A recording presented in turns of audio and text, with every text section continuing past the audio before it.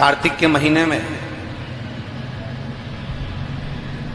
एक बेलपत्र, 3 शमी पत्र, बहुत ध्यान दीजिएगा। कार्तिक के महीने में एक बेलपत्र, 3 शमी पत्र।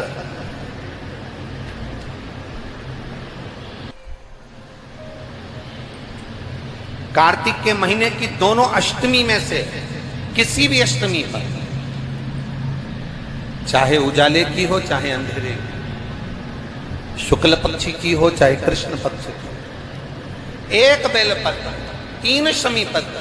आप कभी दिल से, कभी मौका मिले हृदय से, दामोदर मास में, कार्तिक मास में अशोक सुंदरी वाली जगह का स्पर्श कर कर भगवान शंकर के शिवलिंग पर एक बार समर्पित कर कर देखना, और दूसरे वर्ष इंतजार करना कि तुमने कार्तिक महीने में अष्टमी के दिन बाबा को शमी पत्र बेलपत्र दिया था, क्या बाबा ने तेरे घर में धन और वैभव दिया कि नहीं दिया? जो स्थिति में गाड़ी चल रही थी वो स्थिति की गाड़ी तेरी पार हुई कि ना? कितने बेलपत्र? बोलो बोलो, जम के बोलो जरा। एक। कितना शमी पत्र? एक बेलपत्र, 3 शमी पत्र।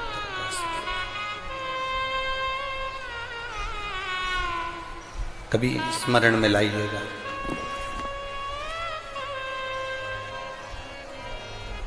बस ये जो कार्तिक महीने में दामोदर मास में आप एक बेलपत्र, 3 शमी पत्र अष्टमी के दिन, चाहे शुक्ल पक्ष की हो चाहे कृष्ण पक्ष की हो, दोनों अष्टमी में से किसी भी अष्टमी को जब आप समर्पित करें तो चंपेश्वर महादेव का नाम लेकर, कौन से महादेव? जम के बोलो जरा, सबकी आवाज आना चाहिए। चंपेश्वर महादेव, केवल चंपेश्वर महादेव का नाम लेकर आप अशोक सुंदरी का स्पर्श कराकर शंकर भगवान के शिवलिंग पर समर्पित करें। अशोक सुंदरी तो मालूम है ना सबको? ये जलाधारी, ये बीच में से जो 2 लाइन गई, गणेश कार्तिकेय, और बीच में एक लाइन जाती है मोटी सी शिवलिंग के सम्मुख में, उसको अशोक सुंदरी का स्थान कहा गया। शंकर भगवान के ऊपर जो जल की जलाधारी लगती है, जिसमें से बूंद बूंद पानी गिरता है, वो भगवान शंकर की 5 बेटियां हैं जो ऊपर कलश के रूप में रखी रहती हैं, जिसमें से बूंद बूंद जल नीचे गिरता है। जया, विषहरा, शामली बारी, दौतली, देव। शिव जी की 5 बेटी, शंकर भगवान की 6ठी बेटी अशोक सुंदरी बीच में। जब आप बेलपत्र 1, शमी पत्र 3, चंपेश्वर महादेव का नाम लेकर अशोक सुंदरी का स्पर्श कराकर भगवान शंकर को जब आप समर्पित करेंगे इस कार्तिक महीने में, दामोदर मास में, अष्टमी तिथि के दिन, चाहे वो शुक्ल पक्ष की हो चाहे वो कृष्ण पक्ष की हो, अष्टमी तिथि को अगर समर्पित करते हैं तो आप वर्ष भर में इंतजार कर कर जरूर बताना कि तुम साल भर पहले जितना कमाते थे, वर्ष भर पहले तुम जो व्यापार व्यवसाय कर रहे थे, साल भर से जो नौकरी के लिए प्रयास कर रहे थे, उसमें सफलता आपको अगले वर्ष की दामोदर मास आने से पहले मिली कि नहीं मिली, वो स्मरण आपके भीतर होना चाहिए।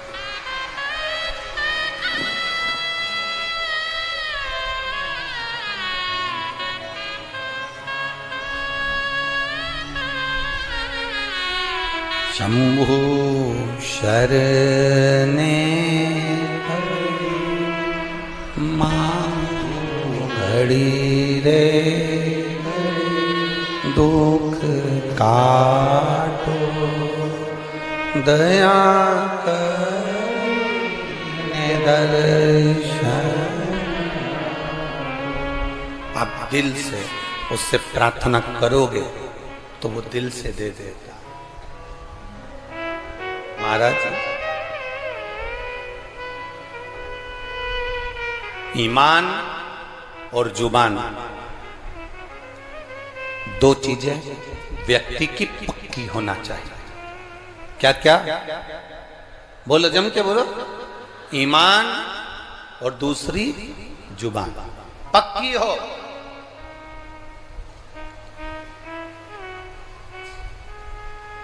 आप दिल से आप बाबा का भजन कर देखो, आप दिल से बाबा का स्मरण कर देखो। एक पत्र आया है,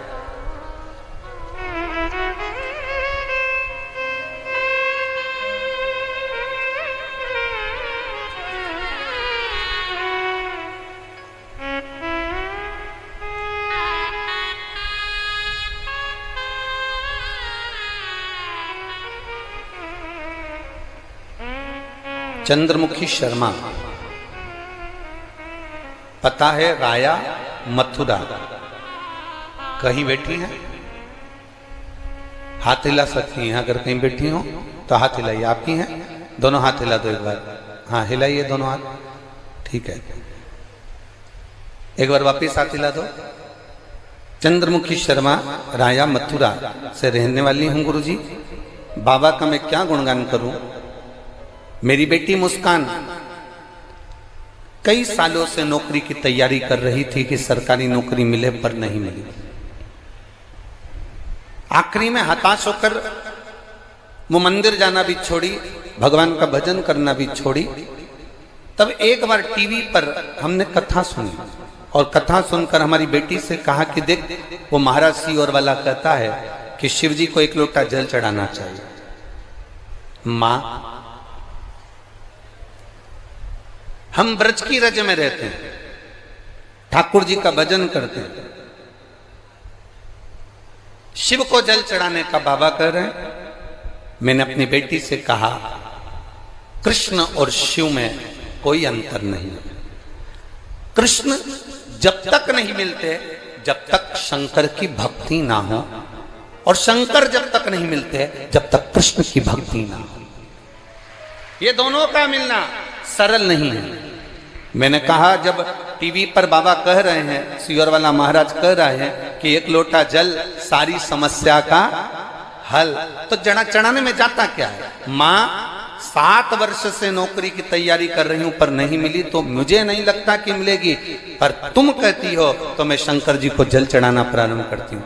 शिव जी को जल चढ़ाना चालू करा मेरी बेटी मुस्कान शर्मा ने। और बाबा का मैं क्या वर्णन करूं गुरुदेव। मेरी बेटी ने एग्जाम दिया और बाबा की कृपा से उसका इंडियन नेवी में हो गया। मैं बाबा को यहाँ प्रणाम करने के लिए आई हूँ।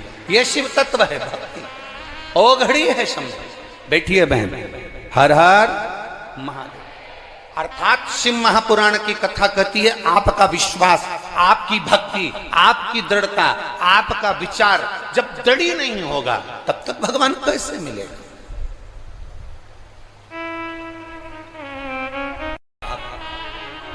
दड़ी बनकर बैठोगे, भगवान शंकर की आराधना दड़ी बनकर करोगे, ईमान और जुबान पक्की रखकर आप शिव की अगर आराधना करोगे, तो अगर कथा मिल सकती है तो क्या मेरा महादेव नहीं मिल सकता?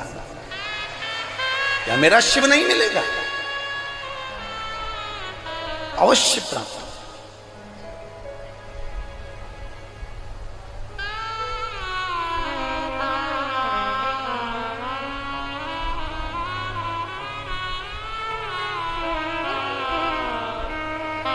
ब्रज की रज में लोग आते हैं तो पेड़ों में कान लगाकर सुनते हैं राधा का नाम मिल रहा है। ब्रज की रज में लोग आते हैं तो वृक्षों के कान लगाकर सुनते हैं कि बंसी की धुन मिल रही है। हम कहते हैं इतने खो जाओ परमात्मा में,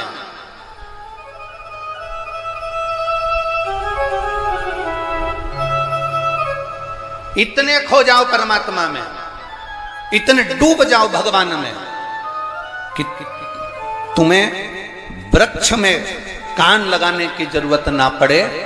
मेरा कृष्ण कन्हैया तुम जब चलो तो तुम में कान लगाकर तुम्हारे नजदीक में आकर खड़ा हो जाए, तो समझना कि ब्रज की रज में आना हमारा सार्थक हुआ।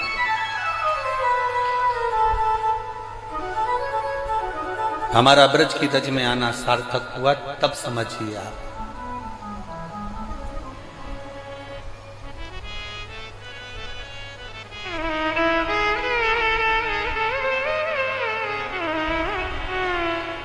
आप सब लोग ब्रज की रज में रहते हो, मीरा भगवान कृष्ण के पास जाती थी कि भगवान कृष्ण मीराबाई के यहाँ आते थे? बोलो जरा, उत्तर दो,